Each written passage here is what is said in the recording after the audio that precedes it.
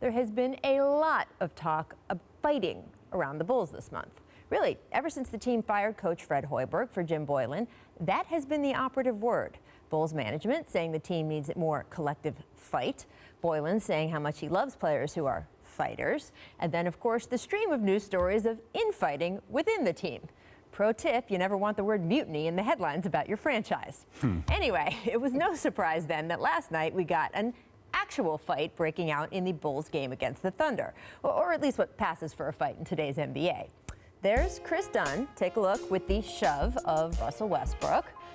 Jeremy Grant then runs over. That escalates. Robin Lopez mixes in. Now you got a bunch of 200, 250-pound guys pushing each other into the laps of the fans. And yes, that is Jim Boylen coming from the other bench all the way up the court, rushing in and throwing his arm around Grant's neck, dragging him backward. Usually you'd want a coach to grab one of his own players, since if Grant was a different type of guy, being dragged backward by the neck by someone on the other team could have ended much more explosively. Crushing the women over there, man. What are y'all doing? In this case, though, all ended calmly, and afterward, Boylen actually seemed pleased with the whole thing. Here's his quote: "That's all we've been talking about. Fighting, ding, ding, ding, for each other. We talk about being a pack of wolves, man. I thought we had some of that. I liked the look in our guys' eyes when that happened. It bonded them a bit." Now, it's no secret, Boylen's mission is to improve the Bulls' toughness and unity, and he is absolutely correct. This team could use a lot more of both of those things.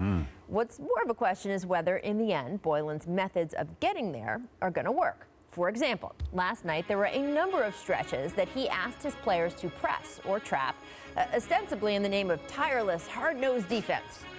Unfortunately for Chicago, as you can see, all that led to was a series of Thunder baskets, many of them dunks.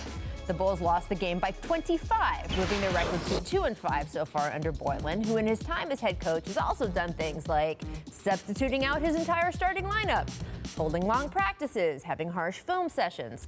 It's almost been a college coach approach, which is interesting because Boylen's only other stint as a head coach was in the NCAA at Utah, and that didn't end well. According to the Deseret News, Boylen's style was so severe, more than half a dozen players transferred out of the program.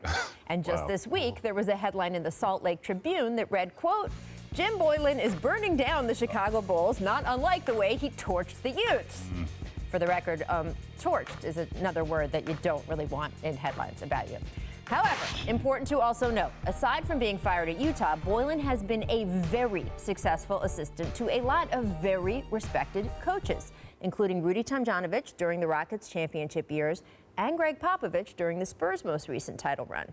It's entirely possible that by the end of this season, we will all be talking about how the Bulls have really turned it around and all they needed was a little discipline and accountability to get there.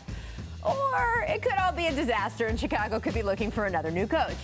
Whatever the direction, we can pretty sure now at this point, no one's going to get there quietly. For both better and worse, this is now a team that fights.